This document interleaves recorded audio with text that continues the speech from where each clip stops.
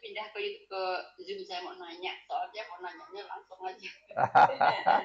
Enakan langsung kan, Bu? Iya. Gini, Pak.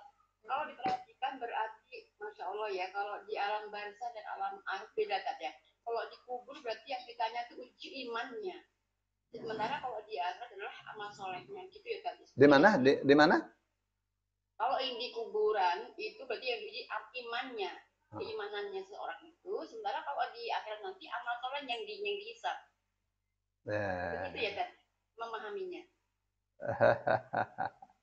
Begini. Terus satu lagi tunggu. Satu lagi, ini saya punya masalah. Dulu waktu masih kecil, saya itu di kampung saya itu nggak tahu ya kok aneh, orang-orang itu kan deket pabrik gula. Jadi tiap sore itu ada pabrik gula lewat lori begitu. Tiap lewat itu orang-orang itu mengambil tebu gula itu, yang nyuruh orang tua. Sana, cari gula. Nah, untuk orang tua itu diambil, dibikinlah gula. Nah, dulu kami juga gitu. Jadi orang tua kami nyuruh, ambil gula sana. Cari gula, katanya dicari tebu.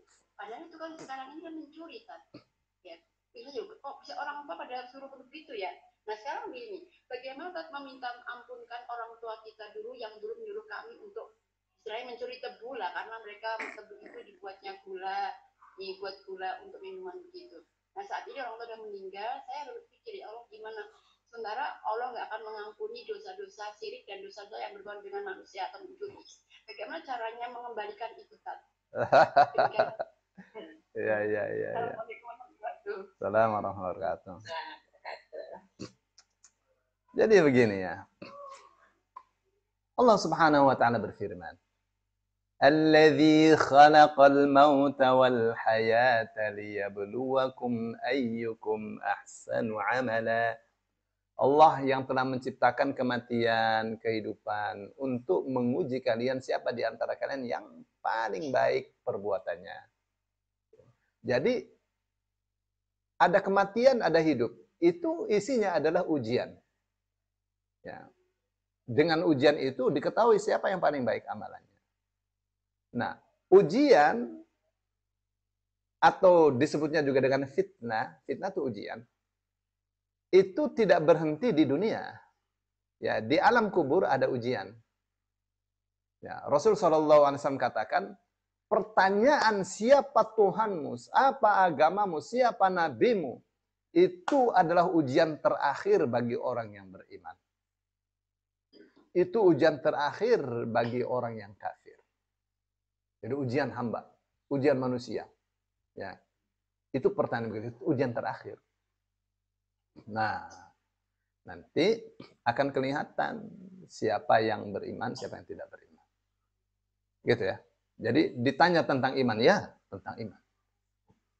Nah, nanti kalau sudah kiamat, ada namanya,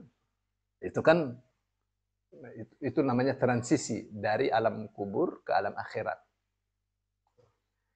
Ya, maka disebut alam kubur atau alam barzah karena dia sebagai tembok yang memisahkan antara alam dunia dengan alam akhirat. Itu ya, Bu. Nah, nanti begitu dibangkitkan atau disebutnya dengan yaumul ba'ats, di mana semua manusia berdiri dalam keadaan tidak memakai sehelai kain. Semuanya telanjang. Tidak ada yang pakai sepatu, tidak ada yang pakai sendal. Telanjang, laki, perempuan. Semuanya sibuk masing-masing. Sibuk masing-masing dengan amalnya. Ya. Ada satu masa di mana semuanya menginginkan syafaat. Supaya tidak terasa panas di mahsyar di mana manusia dikumpulkan. Ya, terjadilah syafaatul uzma, syafaat yang besar dari Rasul sallallahu alaihi wasallam. Ya, hadisnya banyak. Nanti akan ada manusia yang dihisab, ada yang tidak dihisab. Yang tidak dihisab itu dua model. Ya, model pertama adalah orang kafir Itu tidak usah dihisab sih, orang kafir langsung masuk neraka aja. Nah, tapi hisab itu ada ya untuk menentukan orang ini masuk surga apa masuk neraka. Hisab tuh. Ya. Oh, ini banyak sekali perbuatan dosanya. Ya, setelah itu Allah ampuni atau tidak ampuni. Kalau tidak ampuni masuk neraka dulu. Tapi kalau yang amal baiknya lebih banyak, itu dihisabnya dengan hisab yang mudah. Ya. Fa'amma man utiya kitabahu biyaminihi fasawfa yuhasabu hisaban yasira. Adapun orang yang diberi catatan amalnya dengan tangan kanannya, maka dia akan dihisab dengan hisab yang mudah. Ya, ini jawaban Aisyah nih ayat ini ya, dipakai untuk bertanya kepada Rasul Shallallahu Alaihi Wasallam ketika beliau mengatakan, man husiba udzib, siapa yang dihisab pasti disiksa. Orang kalau dihisab mesti masuk neraka. Karena rumusnya apa? Rumusnya masuk surga itu, orang masuk surga itu tidak dihisab. Kalau dihisab pasti masuk neraka. Pasti disiksa. Lalu Aisyah mengatakan, ini fa amman utiya kitabahu biyaminihi fasawfa yuhasabu hisaban yasira. Orang yang dikasih kitab dengan tangan kanannya, dia akan dihisab dengan hisab yang mudah. Rasulullah SAW katakan, pemahaman kamu salah, bukan itu. Hisab yang mudah itu cukup dikasih catatan amal, itu hisabnya itu. Dia pegang dengan tangan kanan, isinya masuk surga. Itu hisabnya. Tapi kalau ditanya ini mesti masuk neraka. Mesti disiksa. Ya, kecuali apabila Allah mengampuni. Begitu, ya. Baik, saya kira itu Ibu Indah. Terus kan, Indah tanya apa? Tebu. Oh, iya. Jadi begini. Ya, itu tebu kan beribu-ribu hektar. Ya. Pemerintah itu untuk rakyat. Pemerintah untuk rakyat. Dan pemerintah itu 1-2 dicabut oleh rakyatnya, no problem aja. Nggak masalah. Ya, itu nggak masalah. Pemerintah juga nggak zakat tuh. Nah, mestinya tebu ada sekian hektar misalnya. Ya ada disiapkan untuk masyarakat. Berapa persennya? 10%-nya misalnya. Tebu dibagi-bagi. Begitu sih mestinya ya. Pemerintah. Ya. Untuk rakyatnya itu ya anggota keluarga. Ya, rakyat itu anggota keluarga dia. Dan pandangan saya itu nggak masalah. Ya, pandangan saya, karena itu bukan milik orang per orang, itu milik pemerintah. Rakyatnya ngambil sedikit nggak apa-apa lah. Jadi nggak mencuri ya kan? Nggak masalah itu. Satu lagi Kak, nih saya adalah guru tadi di sekolah. Dan di sekolah itu banyak pohon-pohon alpukat. Gitu. Ketika kami mengambil itu harus apakah izin ketua kepala sekolah itu ya, ambil buahnya. Seperti itu kan? Ya itu milik sekolah. Ya, mestinya juga dibagikan kepada murid-muridnya. Begitu Kak? Ya. Jadi saya juga ngambil buahnya. Sama dia yang ngambil tanpa izin ketua kepala sekolah. Ya kan bukan punya kepala sekolah, itu milik sekolah itu. Ya. Iya, alhamdulillah. Afwan. Oh iya. Jadi kita itu, rumah saya itu berhadapan dengan kantor polisi. Rumah saya di Indramayu tuh. Jadi dulu waktu masih kecil itu bertruk-truk mobil membawa tebu itu untuk dibawa ke Cirebon ke pabrik gula. Itu pasti mobil itu berhenti di depan kantor polisi. Ya anak-anak ngambil itu. Boleh sama polisi? Boleh. Ya nggak apa-apa. Ya polisinya lihat aja. Itu dilarang sama hansipnya tak dikebuki kalau besar. Oh ya, kita di depan polisi itu boleh sok ambil yang banyak gitu. Banyaknya berapa sih? Paling 3 lonjor, 4 lonjor. Iya. Nggak banyak.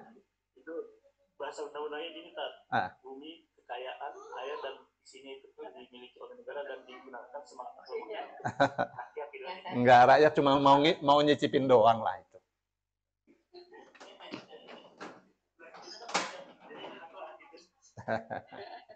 Boleh ya, mudah-mudahan nggak mencuri. Nggak masalah. Assalamualaikum warahmatullahi wabarakatuh. Salam warahmatullahi wabarakatuh.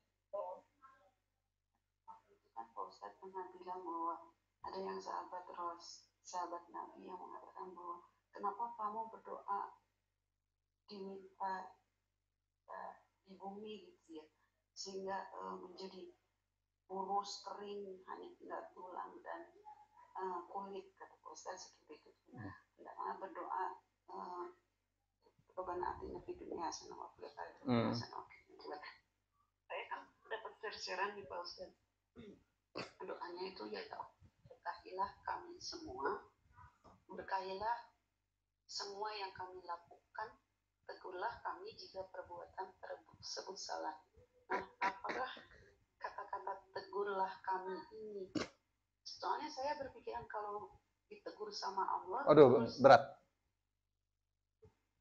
Misalkan atau apa, gimana tuh Pak Ustadz itu? Ya, doa ini bolehkah atau tidak menjadi masalah? Tegurlah kami jika perbuatan tersebut salah. Ya, jangan dipakai aja doa itu. Bukan Pak Ustadz. Soalnya saya takut nih kalau tegurlah kami jika perbuatan tersebut salah. Jangan dipakai aja. Ya, doa saja yang baik-baik. Sebab kalau ditegur oleh Allah, waduh, berat. Ya. Kalau jangan dipakai lah kata-kata seperti itu. Ya. Baiknya seperti apa? Kalau mau ambil misalnya doa Rasul sallallahu alaihi wasallam. Allahumma antal malik. Ya Allah, engkaulah sang raja. Wa ana abduka, dan aku adalah hambamu. Zalamtu nafsi, aku telah mendalimi diriku sendiri, mengakui kedalimannya, mengakui perbuatan dosanya. Wa'taraftu bidzambi, dan aku mengakui dosaku. Faghfirli innahu la yaghfiru dzunuba illa anta. Maka ampunilah aku, sesungguhnya tidak ada yang dapat mengampuni dosaku kecuali Engkau. Wahdini li ahsanil akhlaqi la yahdi li ahsaniha illa anta. Berikanlah aku petunjuk untuk sebaik-baik akhlak, karena tidak ada yang dapat menunjukkan kepadaku sebaik-baik akhlak kecuali Engkau.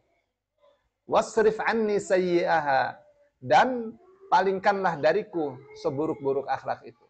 Akhlak yang buruknya dipalingkan. La yasrif anni sayyi'aha illa anta. Tidak ada yang dapat memalingkan akhlak yang buruk dariku kecuali Engkau. Nah, itu tuh doa yang bagus kayak gitu. Bukan minta ditegur. Nah, tapi minta yang buruk itu